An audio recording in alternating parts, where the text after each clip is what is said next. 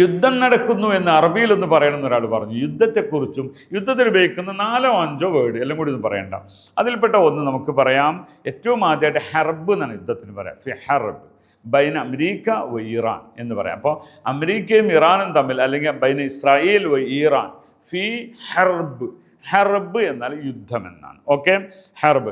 ഇനി അതിലെ fighter ജെറ്റുകൾ, fighter മിസൈലുകൾ, ഇങ്ങനെ മിസൈലിന് എന്താ പറയുക? മിസൈലിന് സാറൂഖ് എന്ന് പറയാം. സവാരീഖ് സാറൂഖ് എന്നാൽ മിസൈൽ എന്നാണ്. അസ്സവാരീഖ്.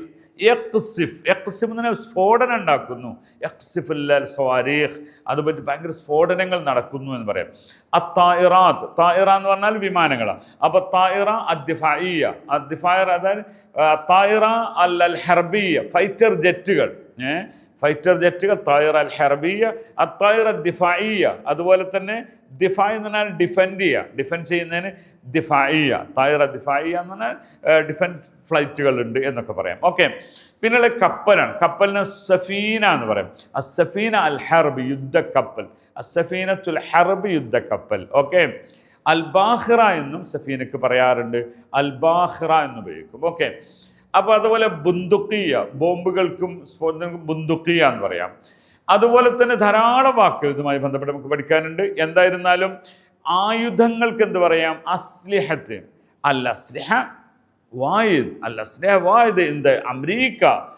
അവരുടെ അടുത്ത് ഭയങ്കരമായ എന്തുണ്ട്? ബോംബുകളുണ്ട്, അതല്ലെങ്കിൽ ആയുധങ്ങളുണ്ട്. ആ മൊത്തത്തിൽ ആയുധത്തിന് സിലാഹി എന്നാൽ ആയുധമെന്നും, അസ്ലിഹ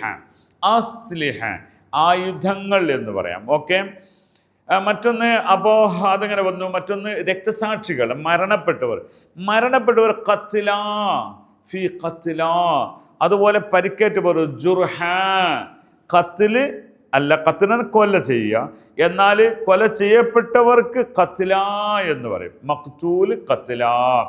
അതുപോലെ ജർഹ. ഇതൊക്കെ സാധാരണ ഉപയോഗിക്കുന്ന വാക്കുകൾ. അതായത് ധാരാളം അപകടം പറ്റി മുറിവേറ്റവർ ധാരാളമുണ്ട്.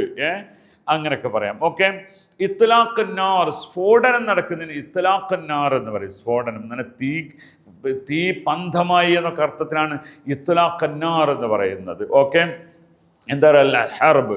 ഈ യുദ്ധങ്ങളൊക്കെയും അവസാനിച്ച് സമാധാനം ഉണ്ടാവട്ടെ എന്ന് പ്രാർത്ഥിച്ചുകൊണ്ട് ഇതുപെട്ട വാക്കുകൾ നിങ്ങൾക്കൊക്കെ സമർപ്പിക്കുന്നു. കൂടുതൽ അറിയുന്നതിന് കമൻറ്റ് ചെയ്യുക. അപ്പോൾ അതുമായി ബന്ധപ്പെട്ട വാക്കുകളും ഞാൻ പിന്നീട് വരുന്നതാണ്. ഫിമാനില്ലാഹ്. അസ്സലാം.